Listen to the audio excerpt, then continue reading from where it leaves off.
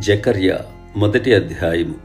దర్యావేషు ఏలుబడియందు 2వ సంవత్సరము 8వ నెలలో యెహోవా వాక్కు ప్రవక్తయు ఇద్దోకు పుట్టిన బెరక్యా కుమారుడునైన జకర్యాకు ప్రత్యక్షమై సెలవిచ్చినదేమనగా, యెహోవా మీ పితరుల మీద బహుగా కోపించెను.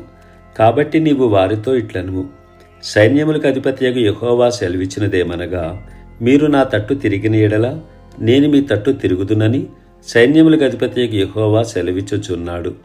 ఇదే సైన్యములకు అధిపతియగు యెహోవా వాక్కు. మీరు మీ పితరుల వంటి వారై ఉండవద్దు. పూర్వీకులైన ప్రవక్తలు సైన్యములకు అధిపతియగు యెహోవా సెలవిచ్చినదేమనగా, మీ దుర్మార్గతను మీ దుష్క్రియలను మాని తిరుగుడని వారికి ప్రకటించినను వారు వినకపోయిరి, నా మాట ఆలకించకపోయిరి. ఇదే యెహోవా వాక్కు. మీ పితరులేమైరి? ప్రవక్తలు నిత్యము బ్రతుకుదురా? అయినను నా సేవకులైన ప్రవక్తలను నేను సెలవిచ్చిన మాటలను కట్టడలను మీ పితరుల విషయంలో నెరవేరలేదా? నెరవేరగా వారు తిరిగి మన ప్రవర్తనను బట్టి క్రియలను బట్టి యెహోవా మనకు చేయదలిచిన ప్రకారముగా ఆయన అంతయు మనకు చేసి ఉన్నాడని చెప్పుకొనిరి. మరియు దర్యావేషు ఏలుబడియందు 2వ సంవత్సరము షేబాటు అను 11వ నెల 24వ దినమున యెహోవా వాక్కు ప్రవక్తయు ఇద్దోకు పుట్టిన బెరక్యా కుమారుడునైన జకర్యాకు ప్రత్యక్షమై ఇలాగు సెలవిచ్చెను. రాత్రి ఎర్రని గుర్రమునెక్కిన మనుషుడొకడు నాకు కనబడెను. అతడు లోయలోనున్న గొంజి చెట్లలో నిలవబడియుండగా అతని వెనుక ఎర్రని గుర్రములను చుక్కలు చుక్కలు గల గుర్రములను తెల్లని గుర్రములను కనబడెను. అప్పుడు నా ఏలినవాడా, ఇవి ఏమని నేను అడుగగా, నాతో మాట్లాడు దూత, ఇవి ఏమి అయినది నీకు నేను తెలియజేతునెను. అప్పుడు గొంజి చెట్లలో నిలబడి ఉన్నవాడు, ఇవి లోకమంతటను తిరుగులాడుటకు యెహోవా పంపించిన గుర్రములని చెప్పెను. అవి గొంజి చెట్ల మధ్యను నిలవబడిన యెహోవా దూతను చూచి, మేము లోకమంతటా తిరుగులాడి వచ్చి ఉన్నాము. ఇదిగో లోకులందరూ శాంతము కలిగి నిమ్మళంగా ఉన్నారని చెప్పెను. అందుకు యెహోవా దూత, సైన్యములకు అధిపతియగు యెహోవా, 70 సంవత్సరముల నుండి నీవు యెరూషలేము మీదను యూదా పట్టణముల మీదను కోపముంచి ఉన్నావే, ఇక ఎన్నాళ్ళు కనికరింపక యుందువు అని మనవి చేయగా, యెహోవా నాతో మాట్లాడిన దూతకు ఆదరణ అయిన మధురవచనములతో ఉత్తరమిచ్చెను. కాబట్టి నాతో మాట్లాడుచున్న దూత నాతో ఇట్లనెను, నీవు ప్రకటన చేయవలసినదేమనగా, సైన్యములకు అధిపతియగు యెహోవా ఇలాగు సెలవిచ్చుచున్నాడు, నేను యెరూషలేము విషయములోను సియోను విషయములోను అధికాసక్తి కలిగి ఉన్నాను.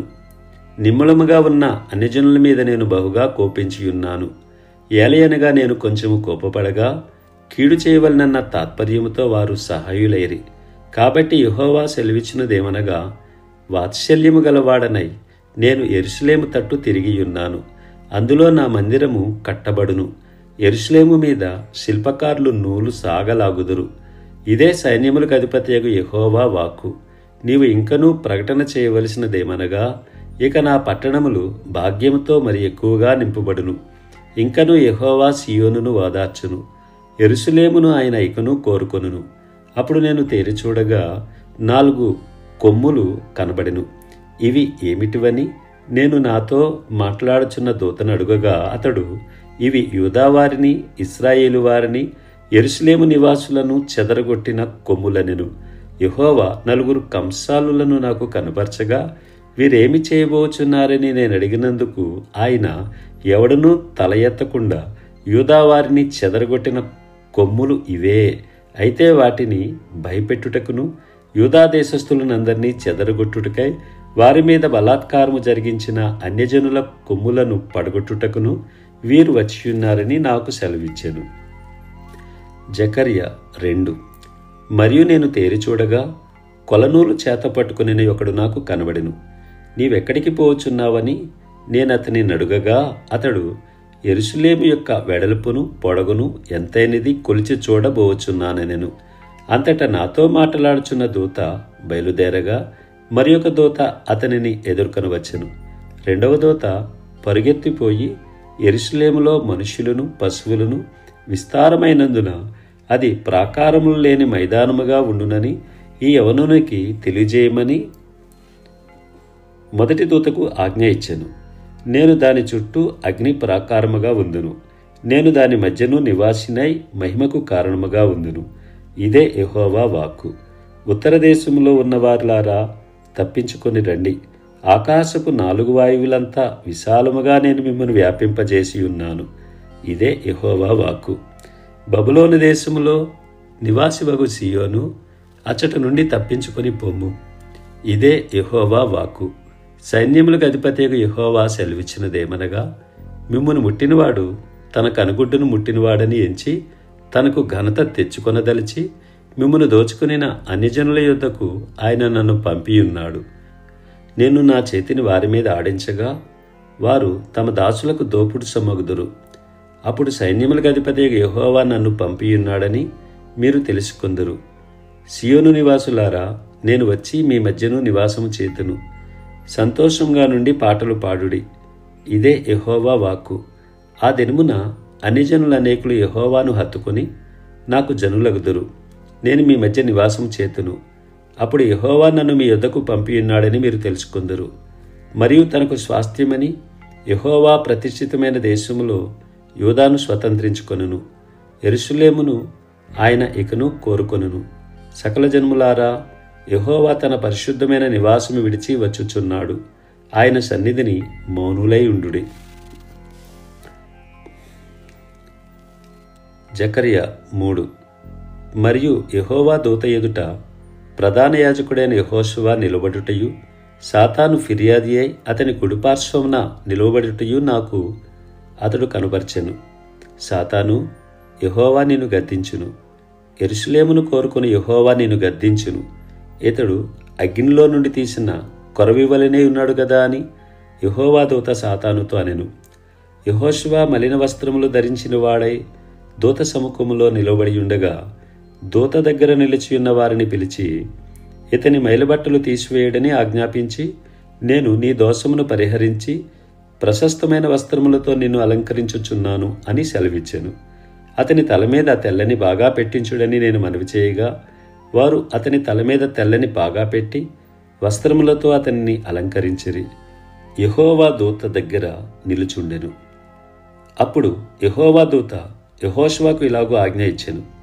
సైన్యములకు అధిపతియగు యెహోవా సెలవిచ్చినదేమనగా, నా మార్గములలో నడుచుచు నేను నీకు అప్పగించిన దానిని భద్రముగా గైకొనిన ఎడల నీవు నా మందిరం మీద అధికారివై నా ఆవరణములను కాపాడువాడవగుదువు. మరియు ఇక్కడ నిలబడి వారికి కలిగినట్లు నా సన్నిధిని నిలుచు భాగ్యము నీకిత్తును. ప్రధాన యాజకుడువైన యెహోషువ, నీ ఎదుట కూర్చుండి నీ సహకారులు సూచనలుగా ఉన్నారు. నీవును వారును నా మాట ఆలకింపవలెను. ఏదనగా, చిగురు అను నా సేవకుని నేను రప్పింపబోచున్నాను. యెహోషువ ఎదుట నేనుంచిన రాతిని తేరి చూడుడి. ఆ రాతికి 7 నేత్రములున్నవి. దాని చెక్కడపు పని చేయువాడును నేను. ఇదే సైన్యములకు అధిపతియగు యెహోవా వాక్కు. మరియు ఒక దినములోగానే నేను ఏ దేశము యొక్క దోషమును పరిహరింతును. ఆ దినమున ద్రాక్ష చెట్ల క్రిందను అంజూరపు చెట్ల క్రిందను కూర్చుండుటకు మీరందరూ ఒకరినొకరు పిలుచుకుని పోవుదురు. ఇదే సైన్యములకు అధిపతియగు యెహోవా వాక్కు. జకర్యా 4. నాతో మాట్లాడుచున్న దూత తిరిగి వచ్చి నిద్రపోయిన ఒకని లేపినట్లు నన్ను లేపి, నీకు ఏమి కనబడుచున్నదని అడుగుగా, నేను సువర్ణమయమైన దీపస్తంభమును, దానిమీద ఒక ప్రమిదయును, దీపస్తంభమునకు 7 దీపములను, దీపమునకు 7 గొట్టములను కనబడుచున్నవి. మరియు 2 ఒలివ చెట్లు దీపస్తంభమునకు కుడి ప్రక్క ఒకటియు ఎడమ ప్రక్క ఒకటియు కనబడుచున్నవని చెప్పి, నా ఇలినివాడా, ఇదేమిటి అని నాతో మాట్లాడుచున్న దూతని అడిగితిని. నాతో మాట్లాడుచున్న దూత, ఇదేమిటో నీకు తెలియదా అని నన్ను అడుగగా, నేను, నా ఇలినివాడా, నాకు తెలియదంటిని. అప్పుడతడు నాతో ఇట్లనెను, జెరుబ్బాబేలునకు ప్రత్యక్షమగు యెహోవా వాక్కు ఇదే. శక్తి చేతనేనను బలము చేతనేను కాక నా ఆత్మ చేతనే ఇది జరుగునని సైన్యములకు అధిపతియగు యెహోవా సెలవిచ్చెను. గొప్ప పర్వతమా, జెరుబ్బాబేలును అడ్డగించుటకు నీవు ఏమాత్రపు దానవు? నీవు చదును భూమి వగుదువు. కృప కలుగునుగాక, కృప కలుగునుగాక అని జనులు కేకలు వేయగా, అతడు పైరాయి తీసుకుని పెట్టించును. యెహోవా వాక్కు మరలా నాకు ప్రత్యక్షమై ఇలాగూ సెలవిచ్చెను. జెరుబ్బాబేలు చేతులు ఈ మందిరపు పునాది వేసియున్నవి, అతని చేతులు ముగించును. అప్పుడు సైన్యములకు అధిపతియగు యెహోవా నన్ను మీ యొద్దకు పంపియున్నాడని నీవు తెలుసుకొందువు. కార్యములు అల్పములైయున్న కాలమును తృణీకరించిన వాడెవడు? లోకమంతటను సంచారము చేయు యెహోవా యొక్క 7 నేత్రములు జెరుబ్బాబేలు చేతిలో గుండు నూలుండుట చూచి సంతోషించును. దీపస్తంభమునకు ఇరుప్రక్కల నుండు ఈ 2 ఒలివ చెట్లు ఏమిటివనియు, 2 బంగారపు కొమ్ములలో నుండి సువర్ణ తైలమును కుమ్మరించు ఒలివ చెట్లకున్న 2 కొమ్మలను ఏమిటివని నేను అతనిని అడుగగా, అతడు నాతో, ఇవేమిటివని నీకు తెలియదా అనెను. నా ఏలినవాడా, నాకు తెలియదని నేననగా, అతడు, వీరిద్దరూ సర్వలోకనాథుడగు యెహోవా యొద్ద నిలవబడుచు తైలము పోయివారై ఉన్నారనెను.